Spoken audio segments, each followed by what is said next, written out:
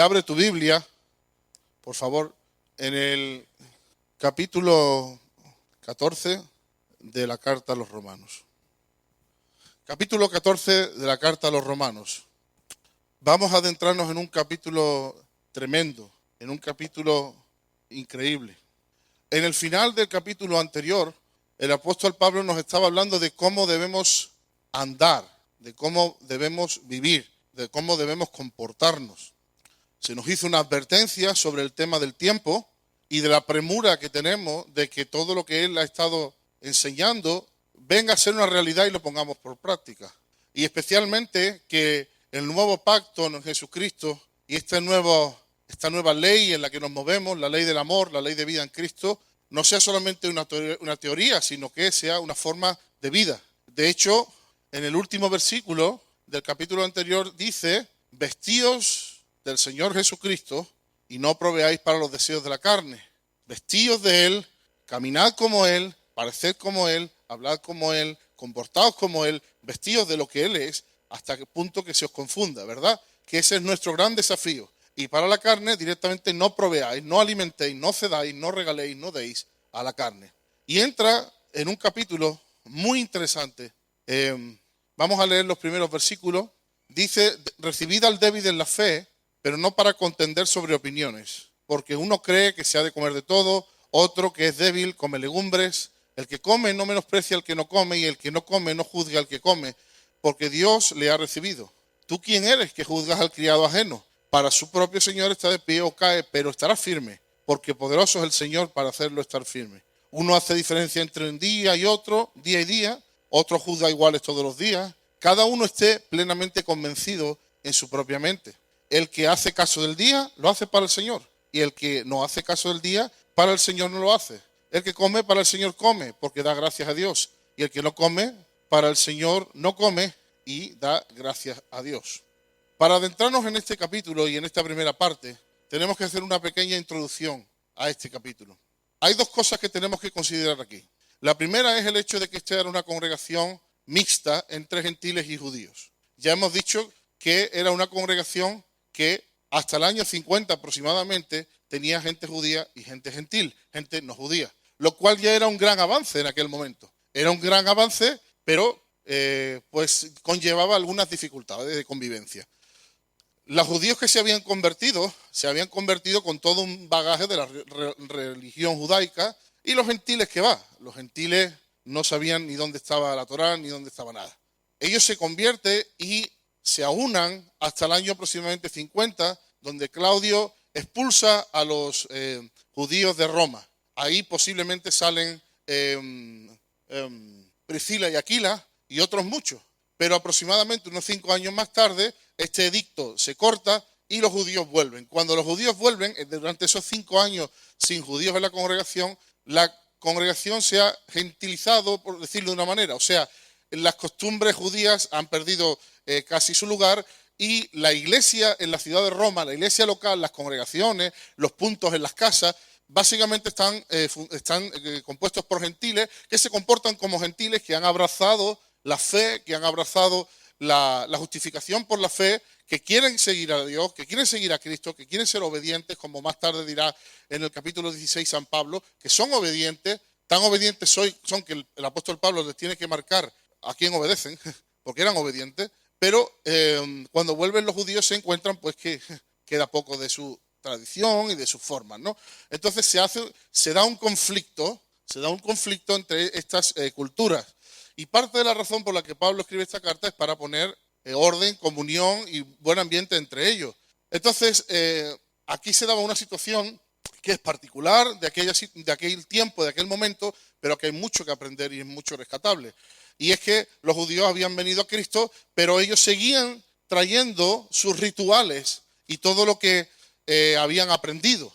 De hecho, Pablo tiene que hablarles claramente al principio del capítulo 7 y decirle que ya no están bajo la ley, que no están casados con la ley, y que esto no es una traición a Dios porque han muerto a la ley. Por lo tanto, pueden aferrarse a Jesucristo y no es ninguna traición al Dios de la ley, porque al fin y al cabo Jesucristo es Dios.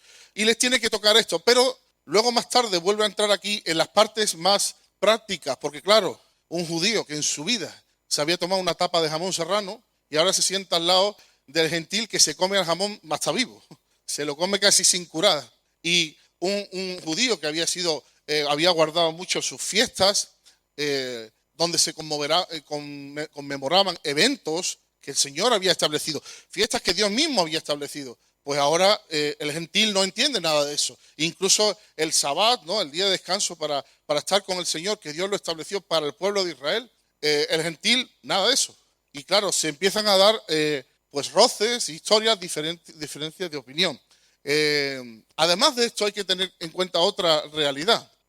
Y es el hecho de que al hacer el cambio de régimen, o sea, realmente no estaban más bajo la ley mosaica. La ley mosaica básica establecida, los 10 mandamientos, y menos todo lo que se había añadido después, que era para ellos los 613 mandamientos, y ya no hablemos de las costumbres que habían adoptado. Básicamente tenían legislado todo lo que tenían que hacer y cómo hacerlo. Y ahora llegamos al nuevo pacto y dicen, no, vive para Dios. ¿Pero cómo vivo para Dios? Buena pregunta. ¿Pero dónde está deme usted mi manual con mis mandamientos? No. Ama a Dios, respeta a Dios, teme a Dios. Es tu Padre, es tu Señor, es tu Creador. Ama a Jesucristo. Jesucristo te llama amigo, habiendo sido un enemigo. Y Él es Señor de la iglesia. Por lo tanto, tú te haces siervo suyo por amor. Al ver su sacrificio en la cruz, lo que te emana es decir, ahí tienes mi vida, Señor. Por cuanto uno murió y luego todos murieron, dirá Corintios. Tú moriste, yo muero. Tú cogiste tu cruz, yo tomo la mía. Y ese Espíritu Santo que nos fue dado, uno como yo, igual que yo, pero que estará con vosotros y en vosotros, y Él lo guiará a toda la verdad. Espíritu Santo, guíame. Sí, pero ¿dónde están mis 613 mandamientos? Y es chocante, pero es que así es como se supone que tenemos que vivir, hermano. Y llega Jesucristo y dice, mira, yo te lo resumo. Ama a Dios con todo y ama a tu prójimo, no como a Dios, como a ti mismo. Ubica el amor de Dios y el amor del prójimo, que es un ser humano como tú. Ya está, ama a Dios y ama a tu prójimo. Y en el capítulo anterior, el apóstol San Pablo rápidamente nos ha dicho, pero no entendéis que si amáis al prójimo ya no vais a mentirle, ya no vais a adulterar, ya no vais a... Y que si amas a Dios lo vas a respetar. ¿No te das cuenta que todo está contenido en la relación, no en la legalidad?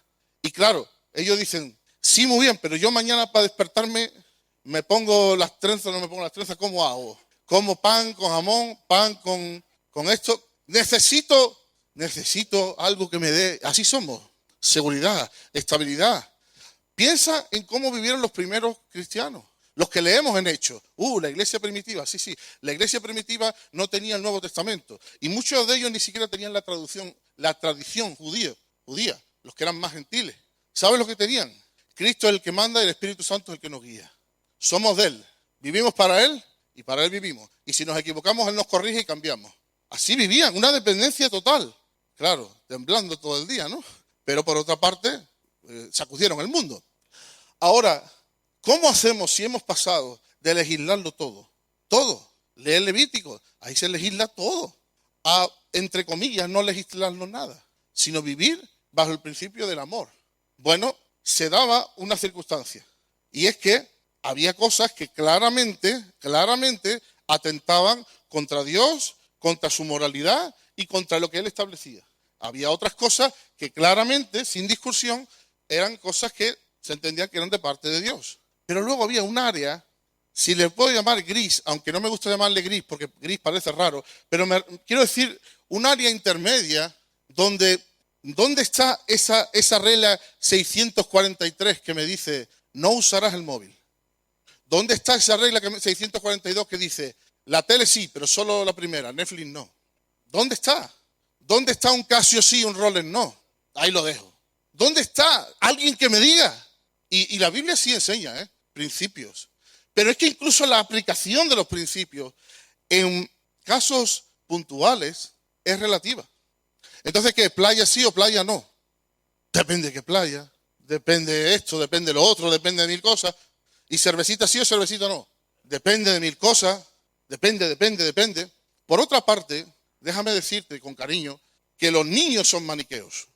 A los niños no se les explica, mira niño, si tú metes los dedos en el enchufe hay una corriente alterna que al entrar por tu cuerpo, aunque lo que tú no te des cuenta, tu cuerpo es conductor, ¿vale? Te va a entrar por un dedo, te va a llegar hasta el dedo pequeño del pie y te va a salir por el otro. Y te va a matar. Porque mira, es una diferencia de potencial, no sé qué, no sé cuánto. Tú no le explicas eso. Tú lo que le dices, niño, no, niño, no, niño, no. ¿Por qué? Porque es un niño. Ahora, si viene Brian y me dice, voy a meter los dedos en el enchufe. Es que, mire usted, es que él es electricista. No los meta usted. Hombre, si vive de eso. Si es un adulto, lo que dirá es, voy a meterlo, pero sé que antes tengo que cortar la corriente, sé que tengo que tomar unas precauciones, sé que si me pongo unos guantes no me da. ¿Por qué? Porque eres adulto. El niño es sí o no. El adulto dice, todo me es lícito, pero no todo me conviene. No me dejaré esclavizar, diría Pablo, por nada. Todo me es lícito, pero yo no me dejaré esclavizar por nada. Entonces entra en este capítulo porque se estaban dando casos donde realmente eran diferencias de opiniones. Es más, Pablo entra diciendo recibir al débil en la fe. Me pregunto si la mayoría o una parte importante de la falta de unidad que hay en el cuerpo de Cristo en realidad no tiene que ver tanto con la doctrina.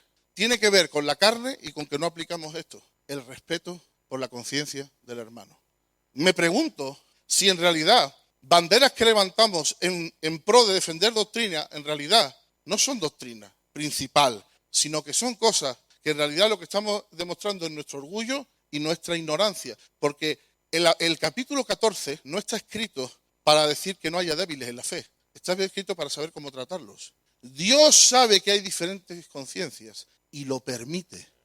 Dios no permite el pecado, pero Dios sabe que hay asuntos que son, hay intermedios que son grises, que son de interpretación, de conciencia, de fe, y Él lo respeta. Si Él lo respeta, ¿quién seríamos nosotros para no respetarlo? ¿O somos nosotros más papistas que el Papa? ¿Somos más santos que Dios? Ahora, el Señor sí nos enseñó cómo hay que vivir. Primero nos puso las líneas maestras. ¿Cuáles son las líneas maestras? Bueno, nos dijo amar a Dios y amar al prójimo. Pero luego nos dejó escrito por cuadruplicado la vida y obra de Jesucristo. Ese es nuestro ejemplo de vida. ¿Cómo que no tenemos unas directrices? Cristo es nuestra directriz. Claro que sí. Luego nos dejó el Espíritu Santo, que dentro de nosotros, y Romanos 8, nos lleva a la verdad y nos enseña a vivir. Claro que sí hay directrices de cómo vivir. Pero también hay una más. Para ciertos aspectos es la conciencia y la fe de cada uno. ¿Por qué?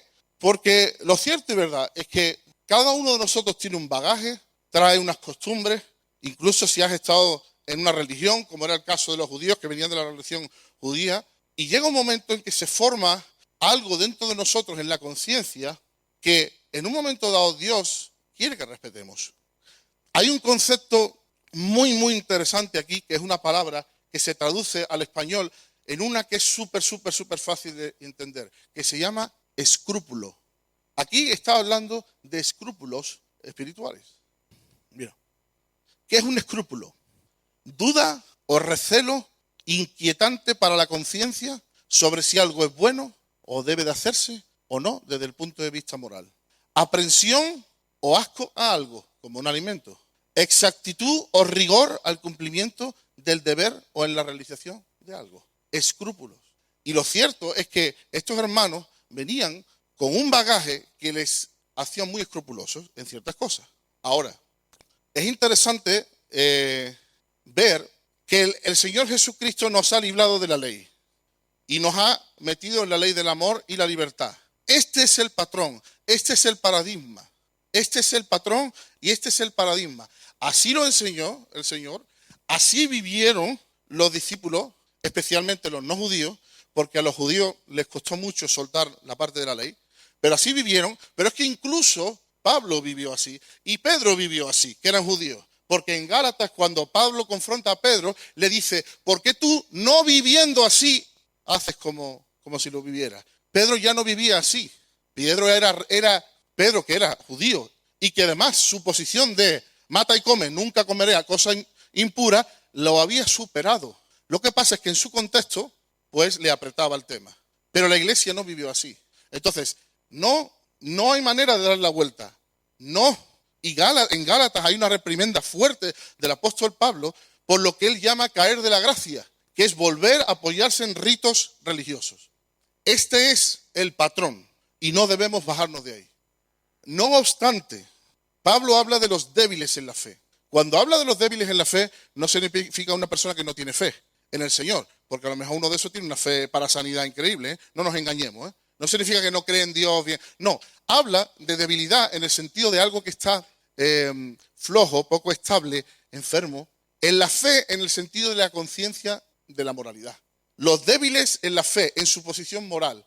¿Y qué nos enseñará el capítulo 14? Luego más tarde en el versículo 14, el apóstol Pablo dice, yo sé, realmente dice, yo he sabido, he aprendido y estoy plenamente seguro, dirá después, de que ningún alimento es inmundo en sí mismo. O sea, Pablo tiene claro cuál es el punto. Pablo no está haciendo una equidistancia. Pablo sabe que a lo que han sido llamados es a la libertad. Y Pablo los animará a esa libertad. Pero Pablo también sabe que en algunos casos y en ciertas cosas, entrar y tomarse esas libertades sería una violación de sus propias conciencias. Y ahí Pablo dice, no, si te vas a sentir mal y no vas a tener fe y piensas que vas a estar desagradando al Señor, estás desagradando al Señor. Entonces, Pablo apunta donde apunta, por eso lo llama débiles. No dice los que son de izquierda o de derecha, no, dice los débiles y los fuertes. Los está considerando con cariño, pero débiles. ¿Débiles en qué sentido? Débiles en que no hay una plena certidumbre de que la obra de Cristo purifica a todos los animales. De que la obra de Cristo hace limpio a lo que era antes inmundo. No llames inmundo lo que yo he declarado limpio. Entonces, sí hay una creencia, pero luego a la hora de meterse el bicho en la boca o de hacer hay un sentido de... Y Pablo dice, no violes tu conciencia, está bien, está bien, está bien. Ahora, muy importante, en el contexto está hablando, cuando dice los débiles en la fe, está hablando de personas que venían del trasfondo judío, que aunque habían abrazado la fe y entendían que ya no eran salvos por obra y por la ley, pero tenían rituales, cosas aprendidas, también que uno haga toda la vida algo como para agradar al Señor, eso se te queda marcado. Entonces les habla a ellos, ¿vale? Para que sean libres, pero no en contra de su conciencia. Ahora, la realidad es que hay diferentes apreciaciones, diferentes escrúpulos y diferentes conciencias, y que el Señor lo ve y lo entiende y lo permite. ¿Están permitidas estas concesiones? Sí están permitidas. ¿Qué concesiones? Veremos que ahí está hablando de comida, está hablando de fiestas, está hablando de días y días, ¿vale? Que eso se interpreta como días de fiesta y como el Sabbat, un día especial en la semana. Son concesiones. Ahora, número 1, no son troncales. Porque, por ejemplo, la circuncisión fue tajante, Pablo. Aquí no se circuncida a nadie. Menos Timoteo, que luego lo circuncidó. Pero bueno, a los Gálatas le dijo, aquí no se circuncida. Y como si os circuncidéis, guardar toda la ley.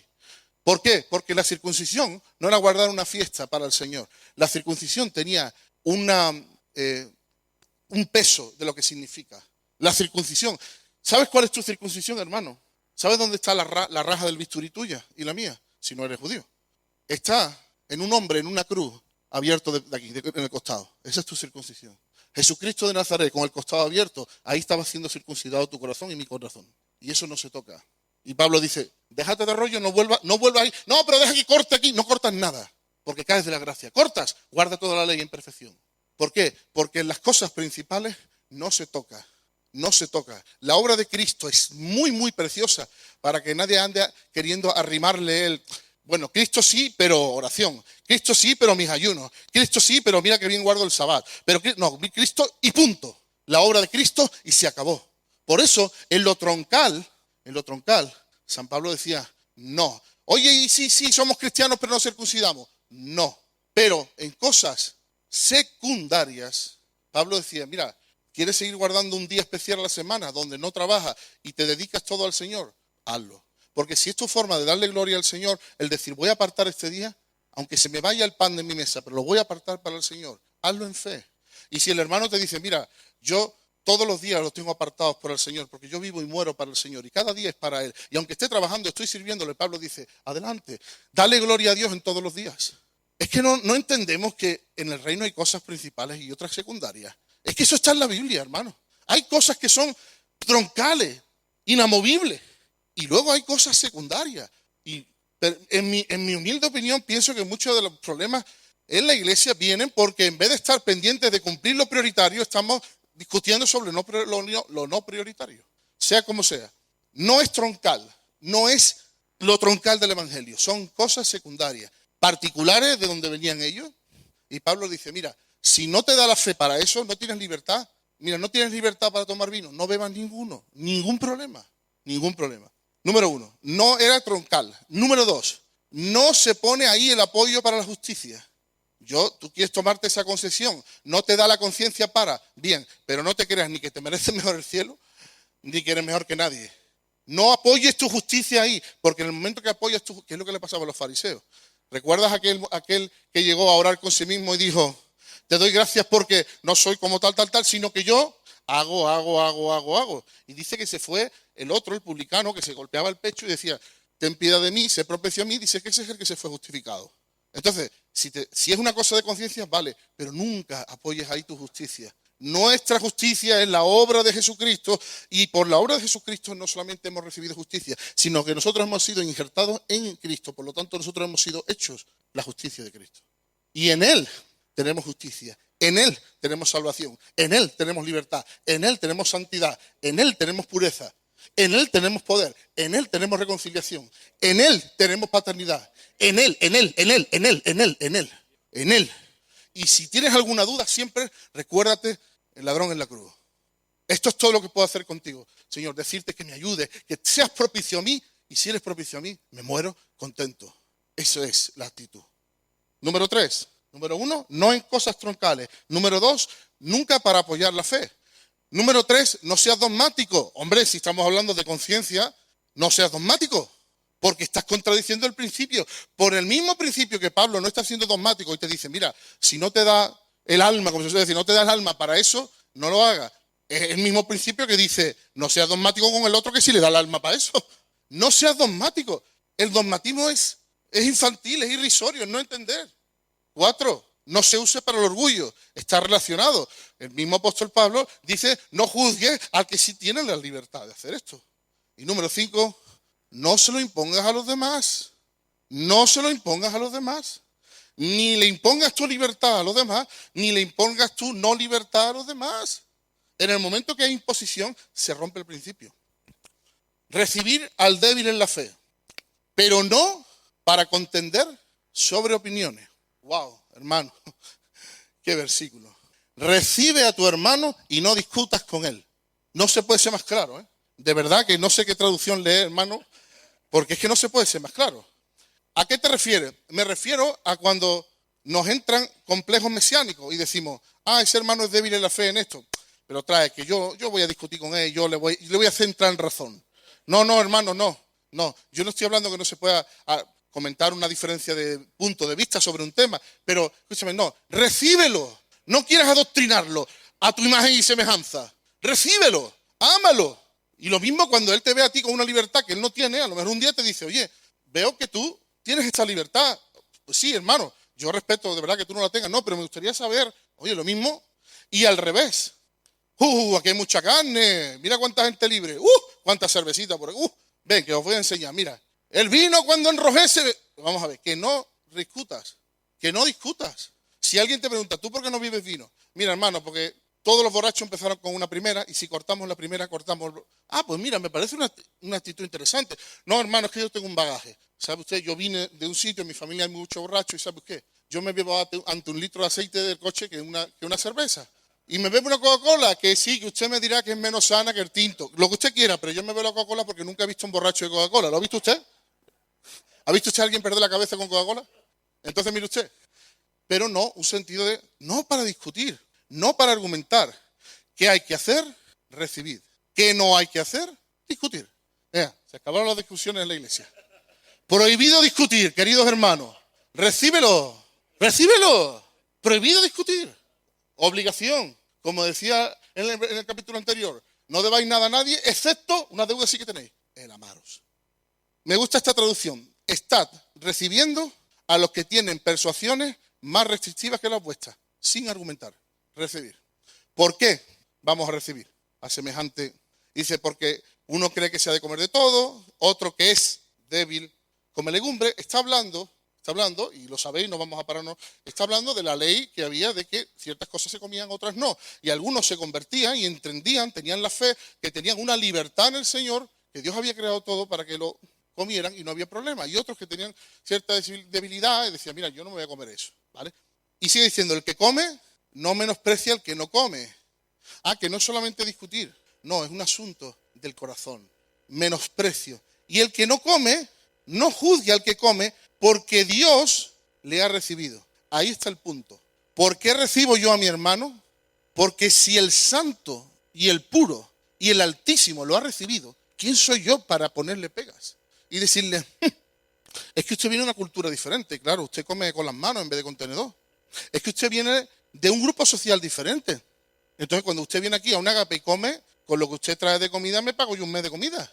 Y eso a mí me chirría, porque usted se nota que, así también me convierto. ¿Qué eso qué es? O, no, es que viene de otra raza, o viene de otro lugar, o viene, es que este viene de un contexto, este viene de un contexto. Es que si no se arrodilla, no ora bien. Y siempre se tiene que arrodillar, hombre. ¿Quieres dejarlo? A ti es el que te falta rodillas. ¿Quieres dejarlo? No enseña la Biblia que Cristo oró de rodillas. O sea que pecar no está pecando, ¿no? Está apoyando ahí su justicia. Está diciendo, está en orgullo, no. Está intentando agradar al Señor desde lo que su conciencia le... Déjalo. Entonces dice, ¿por qué? Porque hay que recibirnos. Porque hay diferentes escrúpulos. El débil, no se puede esto, no se puede lo otro. Son conciencias diferentes. No menospreciar, no juzgar. Hermanos, estos son mandamientos apostólicos. Cuando menospreciamos y juzgamos, ¿dónde están los 10 mandamientos? Te voy a dar 2. No menosprecies y no juzgues. Nuevo Testamentario. Menospreciar, tener en poca estima, despreciar. Y no juzgar, poner a cada uno en su sitio. ¿Sabes por qué no se puede juzgar? Porque juzgar es ponerse en el lugar de Dios. El único que puede juzgar es Dios, ¿cierto o no? Claramente. Nosotros podemos tener opiniones, pero el juicio, la justicia, lo que hace es pone a cada uno en el lugar que se merece. Esa es la justicia en términos generales. El que ha hecho lo bueno, el que ha hecho lo malo, lo malo. La justicia pone a cada uno. ¿Cómo voy a juzgar yo a un hermano si yo no soy Dios? Si no sé ni por qué lo ha hecho, lo ha dejado de hacer o por qué no lo... Juzgar a los demás es un atrevimiento. Porque es decir, con lo que he aprendido, con lo que sé, con mi versión, con mi perspectiva de la doctrina, yo soy como Dios, no te diré, pero como el Papa. Y yo juzgo. Tú sí, tú no, tú... Muy complicado. Prohibido menospreciar, prohibido juzgar. ¿Quiénes somos para juzgar? Y ahora te da otro argumento. Este argumento es tremendo. Este argumento no lo han leído la gente en internet. No lo han leído.